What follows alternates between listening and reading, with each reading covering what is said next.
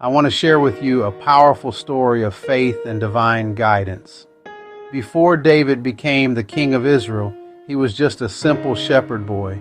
The situation is this: time has passed and he is no longer a shepherd boy with a sling.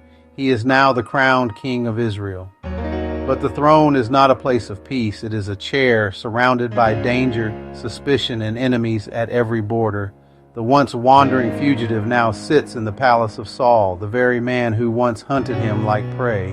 The problem was this: David was not raised in the royal courts of Egypt like Moses. He was not born into the pedigree of Saul's aristocracy. For years he lived in caves, deserts, and wilderness, surviving on scraps, hiding from Saul and leading a ragtag band of men who raided villages just to eat.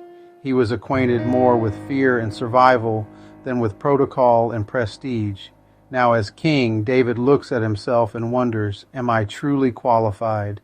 Can a man of the wilderness wear the crown of Israel? You see, the danger David felt was real and pressing. Saul's old loyalists were still in the land, whispering in dark corners.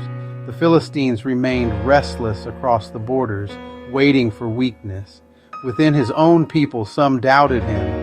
If David faltered now, Israel would collapse into chaos. His enemies would strike. His throne could crumble before it was secure. But David was wrestling with a piercing dilemma. How can I lead this nation? On what foundation do I stand? What experiences can I look back on to guide me forward as king? Should he rely on military strategy? Should he imitate Saul's rule of suspicion and fear? Or was there something deeper, something from his past that could steady his heart in this new season of leadership? So what would his solution be to solve this dilemma? In the midst of all that was going on, David reached not for the memory of palaces, but for the memory of pastures. He reached for the memory of the God who guided him as a shepherd boy. He remembered all of those thoughts, how God was with him as he watched over his flock day after day. He began to realize something profound, that just as he cared for his sheep, the Lord was caring for him. It's a beautiful reminder of how our experiences can shape our understanding of the divine.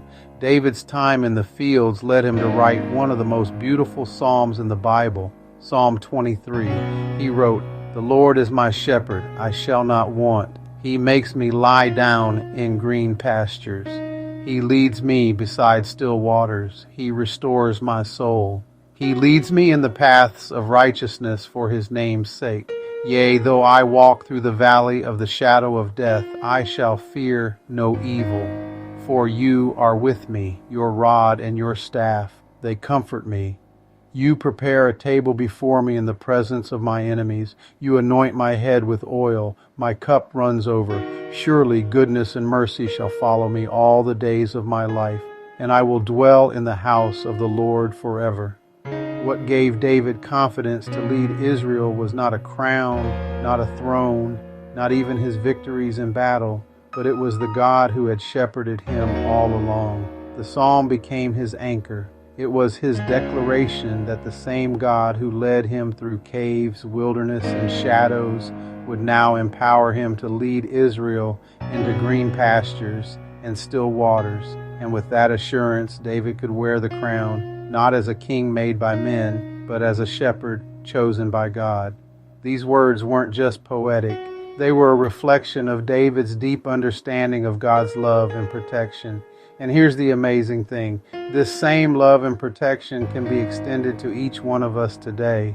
You can be assured that the Lord wants to watch over you, and he wants to be your shepherd, just as he was for David. And now, if you enjoy videos dealing with biblical subjects, go to my Bible channel at Let Us Break Bread Together. So now you can do me a favor, smash that like button, slam that subscribe. We out.